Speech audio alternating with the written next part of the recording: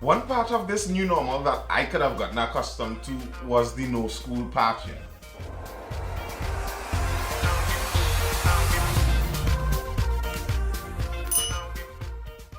Schools in Trinidad and Tobago are set to be reopened sometime in September, hopefully as the new school term opens.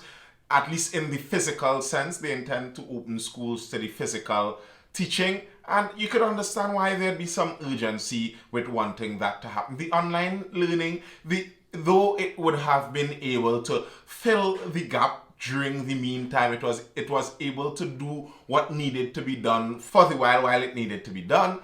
It was lacking in certain things. Online learning wasn't able to fully encompass all the aspects of learning that you'd want for a child. And some children actually flourished with it. The distance in learning didn't really have a negative impact on their overall learning. But nearly any child who would have done that would have already had a solid base around them. So the in-person schooling really helps the children who would already be in more disadvantaged situations and the children who may already have difficulty learning. So in-person schooling helps to balance the system out a little more, I think. That's my view also on it. And as with just about everything, the reopening of the schools is having some difficulties too. Trying to get all the sectors that have their own parts to play to agree on how exactly we are going to do this is proving to be pretty difficult. I think that's one of the difficulties that we're seeing with restarting many different things after the pandemic, with the new normal as we've heard so continuously about. You see, if we stop certain systems that were functioning possibly continually for even hundreds of years, certain things that were continually running have been stopped and changed completely for over a year. To restart them now, we'd end up in places sometimes rethinking why we would have been doing certain aspects of it in the first place. It's like if we were all running, holding up this load, as we talk about the rat race, the figurative rat race. We were all running, doing whatever we were doing and holding up these loads, carrying them busily all around, figuratively I'm speaking about, and very busily doing this, and then the pandemic hits and we all shut down and not we all, but some of us are forced to pause and at least reevaluate how we do certain things. That reevaluation kind of sticks with you. At least if you're a bit more thinking. I'm sure everyone who is at least slightly mindful would have done a lot of reevaluating during this pandemic, because it forced you to do just that. It forced you to do things that you weren't accustomed doing and forced you to change certain things that would have been normal before. And that would have happened also in the education system. And I think, to use some poetic license as it were on it, the education system all around the world is in for a much due reckoning because of some of the things that happened during this pandemic and because of some of the things that people would have noticed during this pandemic. But as it stands right now in Trinidad, the process is still in the planning phase. The Ministry of Education, which is the governmental ministry in charge of looking over our nationalized education system, they created a draft of the different plans they had for reopening and the different structures they had for different occurrences if they did happen. And they sent out these plans and had intention of they sent out these plans to the stakeholders, to the groups and associations who had actual impact and parts to play, and they had intention of these groups meeting on Monday gone to have hashed through the issues inside of the draft document that they sent out. But all the groups that were invited did not come. Two groups particularly were clearly seen to be missing: Tutor and the Principals Association. Tutor Principals Association boycott stakeholders meeting, citing disrespect. And right before we delve into that, if you haven't liked the video yet, please do feel free to click that like button. And if you do like the video, that is. If you do not like it, well, comment and tell me what exactly you don't like about it. And do share the content too, so we can get the information out there and increase the audience. It makes for a more interesting discussion also. So why exactly did Tutor and the Principals Association feel this disrespect? Representatives of TNT Unified Teachers Association and the National Primary Schools Principals Association yesterday refused to attend the stakeholders meeting with Education Minister Dr. Nyan Gadsby-Dolly to discuss the planned reopening of schools in September, claiming they were disrespected. The discussion centered around the physical reopening of schools as the new academic year 2021 to 2022 will begin on September 6th. That's the day. Now, listen. I'm not looking forward to September the 6th. I was enjoying the less traffic on the roads. Even this Monday, as we had the further reopening of the economy and different sectors, I'm happy people are back out to work. I wish everyone can make a living as whichever legal way they find. But I was not missing that level of traffic. Listen, if you're living anywhere, I go to say anywhere south, but I've seen the traffic coming from the east on a morning also, and it's just traffic all out. And then to think that is without the added school children on the streets, and that's the traffic already. I do not look forward to September the 6th. But that's the date. September the 6th is the day for the planned reopening, the planned physical reopening of schools in Trinidad and Tobago. The 51-page draft document titled Guidelines for the Reopening of Schools was disseminated to educational stakeholders only on Friday as part of the invitation to attend yesterday's meeting so they could have prepared for discussions with Gadsby-Dolly and other heads from the Ministry of Education. Contacted yesterday regarding their non-appearance, Tutor President Antonia De Freitas expressed displeasure with the situation as she said Tutor should have been consulted from the start.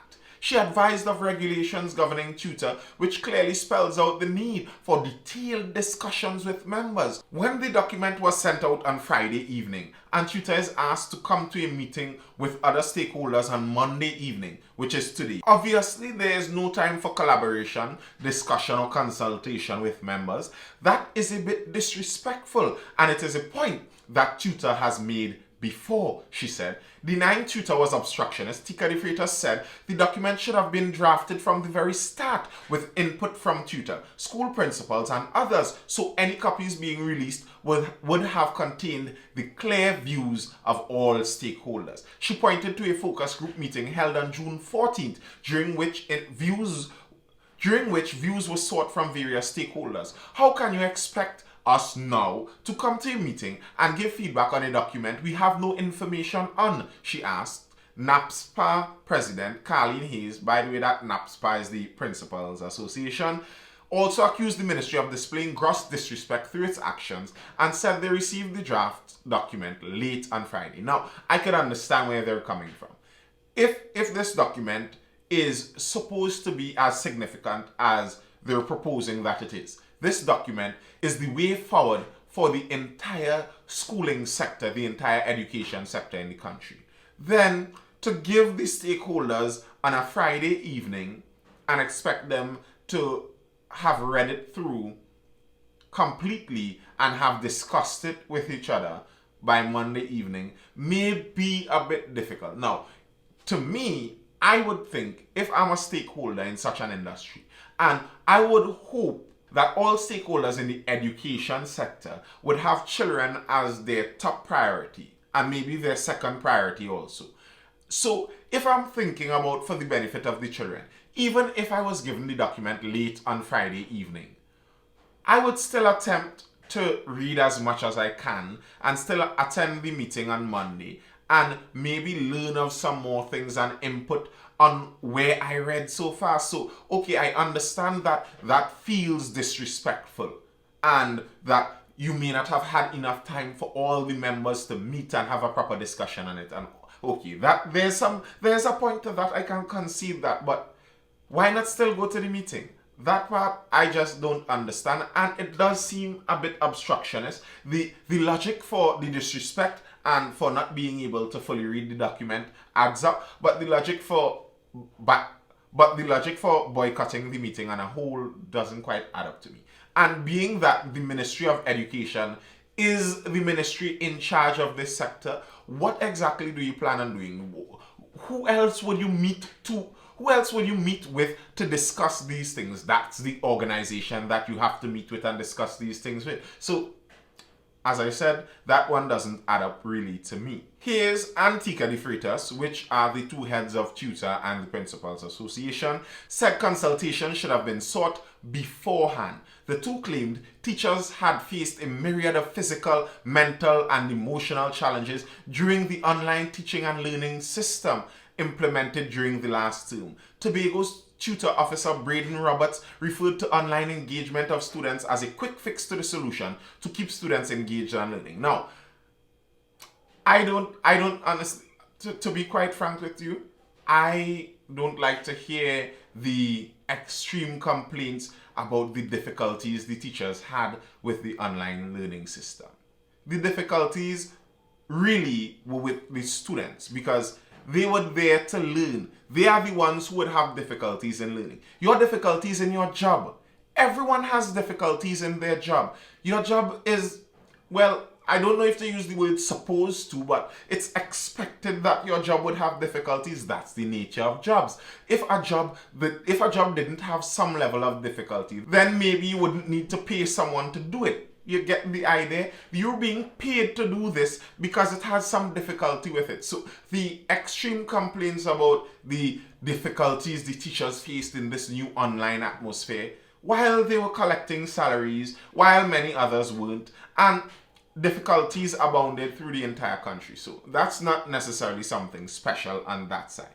However, the Tobago tutor officer, he called for more sustainable measures to be implemented as it was clear the population had to live with COVID-19 virus for years to come. Pressed to say what were some of the topics discussed, the Minister of Education went on to say that some of the topics discussed in the meeting, specific considerations for filling of staffing vacancies, close supervision of students and the need for facile access to substitute teachers, vaccination of older students in higher classes, provision of adequate cleaning supplies and masks to schools, prioritization of attendance for examination students, clarity and standardization in the classification of flu-like symptoms, additional data entry support for schools, and increased support services for students, parents, and teachers. But the Teachers Association has said that not enough consideration has been given to the teachers. Now, I kind of have a problem with unions, to say it bluntly.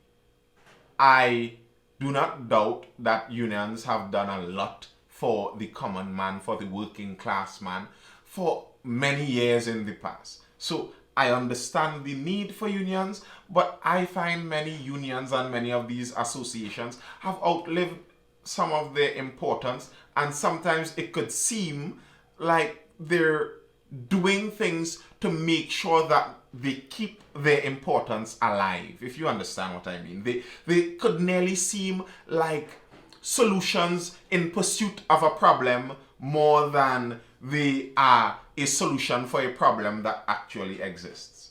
But I understand that people are free to associate as they like, and these associations exist. But many of the times when you see the interactions with the associations and then you talk to individual members of these associations and unions, you understand that many times the associations and the unions may not directly represent the views of the members, and may not even directly represent the majority view of the members. So there's that. But the association says not enough consideration is being given to teachers. Tutor has said that it will make thorough checks during the month of August to see if any of the guidelines in the policy will come into effect for the start of the new school term.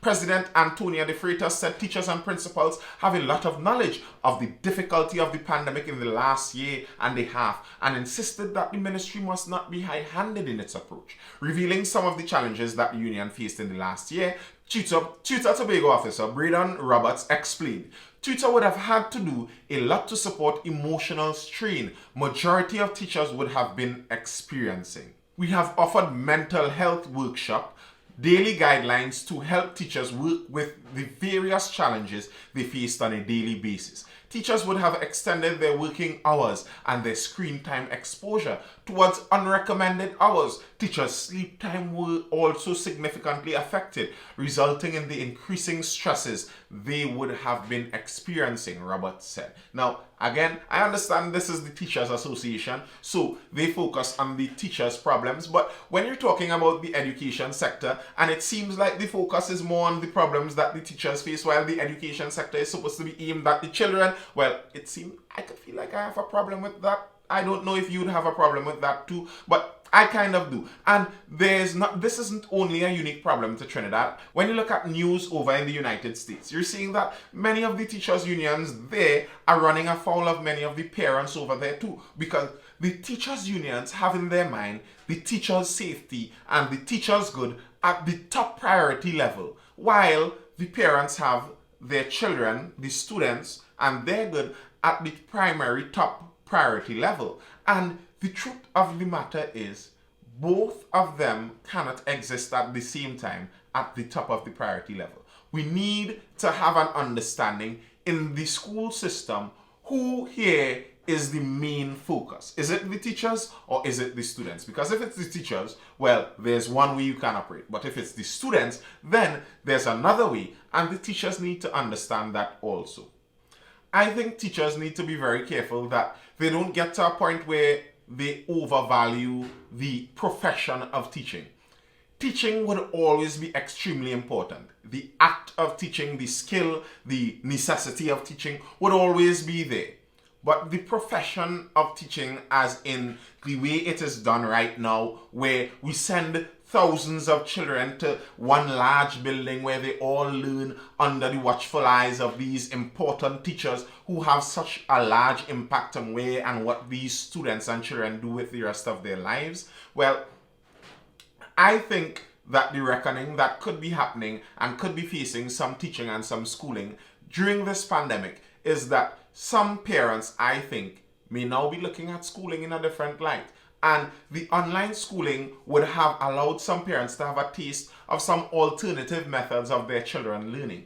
As we all have the normalcy bias where we think that the way things have gone, the way we are accustomed to things going, is the way that they must and they will continue going. So the school system has always been in Trinidad this primary, secondary, tertiary, and it's a public school system and we all go to it. But who is to say that that is how it would remain? I am, in these days, I am kind of a proponent of more homeschooling. I think that parents, even if you aren't pulling your child entirely out of the school system, because that may be a bit more difficult and not all parents will be able to handle that. But I think that parents now, especially watching what happened during the pandemic and with the online schooling, etc., I think parents now should be aiming to get much more involved in their children's education in such a way that there would be some style of homeschooling involved. Should it, whether it be a hybrid level, because we're seeing that part of the plan that they are aiming at, that one of the suggestions they're having may be to alternate schools. Alternate days children go to school, that some children would be going one day, then another group on another day. So children may be home at more times now, and the homeschooling aspect is an aspect I think more parents should look keenly into. And I think on the teacher's side, they should be looking at the future and understanding that the old structures that they may be fighting to hold on to and the familiar way things have been done where teachers have been given that level of importance, I think that that could be seeing a shift. And maybe it should, because teaching, as I said, is about the children. What do you think? Tell me your comments, tell me your views in the comments, tell me if this suggestion makes sense to you, and if you see that there's a possibility for the opening up of this homeschooling market, or if you think that we should all dive fully back into the public schooling system as it was before and try to get things back just the way they were, perfectly working. Of course not. So I'll see you tomorrow for the next video at 10 a.m. Feel the music rising with the time.